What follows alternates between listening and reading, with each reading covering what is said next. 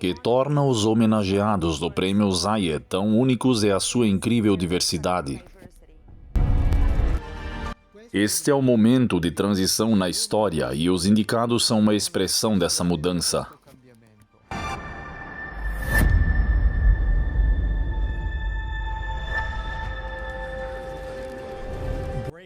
O Papa Leão está cumprindo Apocalipse 13. As profecias estão se desdobrando rapidamente em todo o mundo.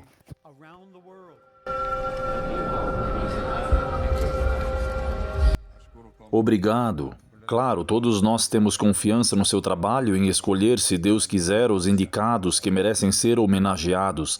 Esses homenageados deveriam ser um modelo para todas as pessoas, seja no Ocidente ou no Oriente.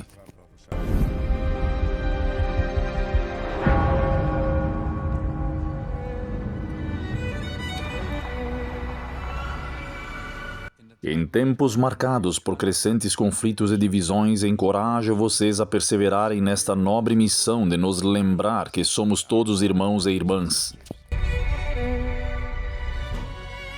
A palavra juntos, a palavra comunidade, essas são palavras do futuro. Este é o tempo. Agora temos os nossos homenageados. Parabéns! Já somos uma família. Vou sentir muita falta de todos vocês. Somos uma só humanidade e uma só família humana, e nunca devemos esquecer que somos mais fortes quando estamos juntos. O Papa Leão XIV enfatizou que a fraternidade humana é uma necessidade urgente, não um ideal ultrapassado em um mundo cada vez mais marcado por guerras, divisões e violência.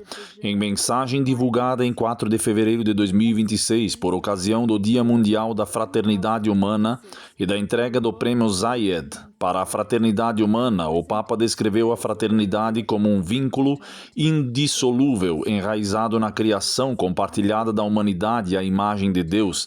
A mensagem marcou o 7º aniversário do documento sobre a fraternidade humana para a paz mundial e a convivência, assinado em Abu Dhabi pelo Papa Francisco e pelo grande imã Ahmed El-Tayeb.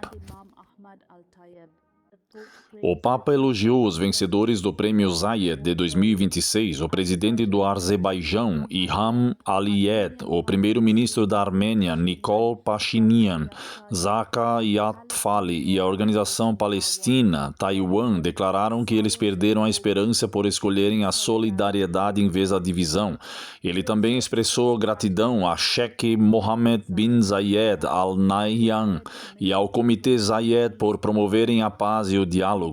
Concluindo, o Papa Leão exortou o mundo a reconhecer cada pessoa não como uma ameaça ou um estranho, mas como um irmão ou uma irmã, afirmando que a paz duradoura só pode nascer da verdadeira fraternidade. Em 4 de fevereiro de 2026, o Papa Leão XIV celebrou o Dia Mundial da Fraternidade Humana com um apelo global para que todos os povos se unam como uma só família. Apresentado como um remédio para um mundo dividido, a mensagem apelava aos valores partilhados e à cooperação para curar o que ele descreveu como divisões profundas. Lembrem-se que essa terminologia de cura ou curar vem do livro do Apocalipse. Isso nos lembra, devo dizer, de Apocalipse 13, onde diz que a ferida mortal foi curada. Essa linguagem reflete a visão profética de um mundo que se unirá sob uma bandeira comum nos últimos dias. A sala de imprensa do Vaticano divulgou as seguintes declarações feitas pelo Papa. Com grande alegria e o coração cheio de esperança, dirijo-me a vocês pela primeira vez por ocasião do Dia Mundial da Fraternidade Humana e do 7º aniversário da assinatura do documento sobre a fraternidade humana pelo Papa Francisco e o grande imã. Isso também é do Advent Messenger. O Papa Leão XIV apela a ações concretas em prol de uma única família humana para curar as divisões globais.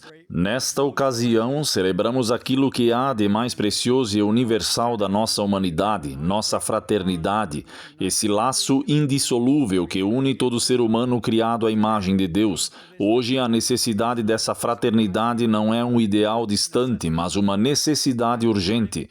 Numa época em que o sonho de construir a paz em conjunto é frequentemente descartado como uma utopia ultrapassada, devemos proclamar com convicção que a fraternidade fraternidade humana é uma realidade viva, mais forte do que todos os conflitos, diferenças e tensões. As palavras não bastam. Nossas convicções mais profundas exigem cultivo constante, por meio de esforço concreto. O Papa afirma, caros irmãos e irmãs, somos todos chamados a ir além da periferia e convergir num maior sentido de pertença mútua, ao escolherem o exigente caminho da solidariedade em vez do caminho fácil da indiferença. Demonstraram que mesmo as divisões mais profundas podem ser curadas através de ações concretas. E claro, o Papa quer que haja cura. O trabalho deles testemunha a convicção de que a luz da fraternidade pode prevalecer sobre a escuridão do fraticínio. Continuemos a trabalhar juntos para que a dinâmica do amor fraterno se torne o caminho comum de todos e que o outro deixe de ser visto como um estranho ou uma ameaça, passando a ser reconhecido como um irmão ou uma irmã. Então olhem só para cá, pessoal. O livro do Apocalipse adverte que chegará o tempo em que o mundo será integrado em um único sistema global, unindo poder político, autoridade religiosa, controle econômico e força militar. A profecia retrata um poder religioso dominante, identificado como a primeira besta, que recebe a lealdade do mundo, enquanto um segundo poder compele a adoração e impõe a conformidade. Essa autoridade se estende a todas as nações, línguas e povos, tornando a participação inevitável. Sendo identificada nas Escrituras como Babilônia, a Grande e a mãe das prostitutas, essa unidade não será justa nem guiada por Cristo, será enganoso e contrário aos mandamentos de Deus, e sua ferida mortal foi curada. E todo o mundo, quanto do mundo? E o mundo inteiro se maravilhou seguindo a besta. Apocalipse 13, 3. Portanto, essa é uma passagem bíblica fundamental, e todos os que habitam sobre a terra o adorarão. Apocalipse 13, 8. E foi-lhe dado poder sobre todas as tribos, línguas e nações. Apocalipse 13, 7. Estes têm um só propósito e entregarão seu poder e sua força à besta. Apocalipse 17, 13. A grande meretriz que se assenta sobre as muitas águas, com quem os reis da terra se prostituíram e os habitantes da terra se embriagaram com o vinho da sua prostituição. Portanto, trata-se de uma falsa unidade. Apocalipse 17, 1 e 2, Apocalipse 18, 3, porque todas as nações beberam do vinho da fúria da sua fornicação, união ilícita, falsa unidade, e os reis da terra se prostituíram com ela. Em Apocalipse 14, 6 a 12, Deus faz um último apelo amoroso à separação e à lealdade que contrasta diretamente com a falsa unidade do mundo. Então, quero que vocês olhem aqui, porque vamos examinar Apocalipse 14. Quero ler uma parte disso para vocês. Apocalipse 14, de 6 a 7. Então vi outro anjo voando pelo meio do céu, tendo o evangelho eterno, para proclamar aos que habitam sobre a terra, a todas as nações, tribos, línguas e povos, dizendo em alta voz: é urgente, temam a Deus e deem-lhe glória, porque é chegada a hora do seu juízo, e adorem aquele que fez os céus, a terra, o mar e as fontes das águas. Segundo os livros de Daniel e Apocalipse, tudo gira em torno da adoração. Portanto, isso é a verdadeira adoração, adorar o Criador. Então, o verso 8 é a mensagem do segundo anjo que percorre o mundo. E outro anjo o seguiu dizendo: caiu, caiu a Babilônia, a grande cidade, porque deu a todas as nações a oportunidade de beber do vinho da fúria da sua prostituição.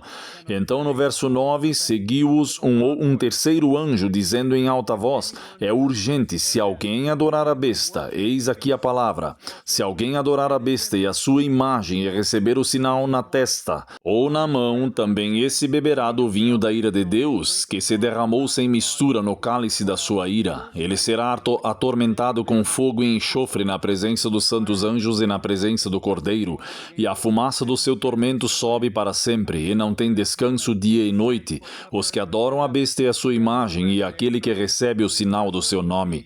E então a Bíblia descreve aqueles que estão pregando essas mensagens de advertência ao redor do mundo. É um grupo global, um movimento global. Verso 12. Aqui está a paciência, a perseverança dos santos. Eis aqui aqueles que guardam os mandamentos de Deus, incluindo o sábado do sétimo dia e a fé em Jesus. Assim, o teste decisivo gira em torno da adoração. Adore o Criador ou adore a besta. Siga a verdade da palavra de Deus ou as tradições religiosas da igreja, que entram em conflito com a verdade. O Papa Leão XIV está a apelar por unidade global, mas aderir a esta causa significa comprometer a verdade. Devemos ter cuidado com uma falsa unidade sobre a qual os livros de Daniel e Apocalipse nos alertam. Precisamos estar bem atentos aos enganos populares que estão embriagando o mundo.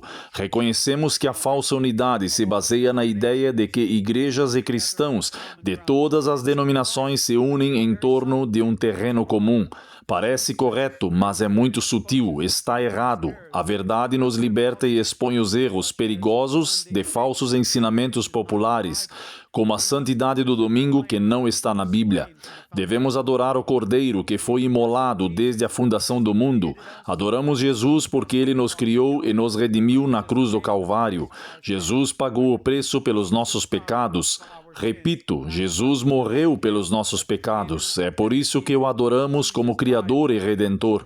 Jesus morreu pelos nossos pecados. Jesus tomou sobre si todos os nossos pecados.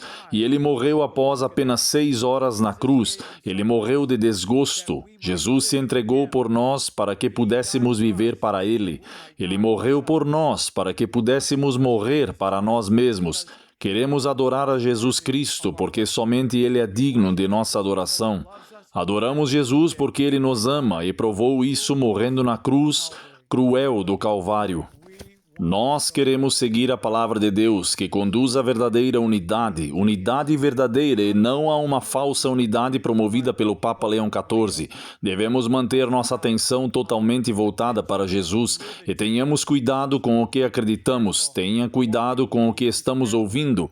Não acreditem em tudo o que ouvem, mas tenham discernimento.